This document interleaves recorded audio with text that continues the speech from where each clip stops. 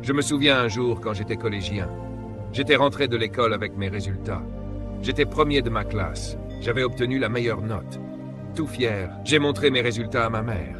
Elle a dit, « Tu es arrivé premier, tu as battu tout le monde. » J'ai répondu, « Oui, j'ai battu tout le monde. » Et je lui ai demandé, « Tu n'es pas contente que je sois premier ?» Mais elle a regardé ma note et m'a dit, « Je suis déçu. » Je n'en revenais pas.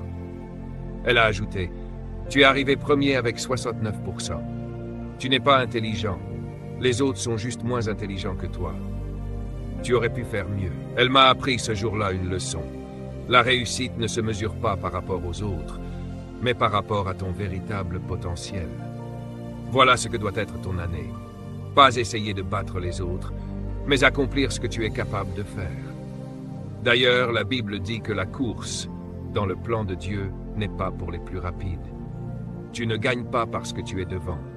La véritable réussite, c'est pour ceux qui persévèrent jusqu'au bout, qui terminent ce qu'ils ont commencé. Voilà la réussite. Le but, donc, est la clé de la réussite. Découvrir ton but et l'accomplir. Je veux que tu notes ceci à propos du but, car c'est essentiel. Ce qui est derrière nous et ce qui est devant nous compte peu, comparé à ce qui est en nous. Quand tu regardes en arrière, tu vois les échecs de l'année écoulée, les choses qui n'ont pas marché, les objectifs que tu n'as pas atteints. Moi aussi, j'ai eu des objectifs non accomplis, mais regarder en arrière ne t'aide pas pour l'avenir. Et parfois, regarder en avant peut même faire peur, à cause de l'incertitude. Mais ce qui compte, c'est ce qui est en toi aujourd'hui.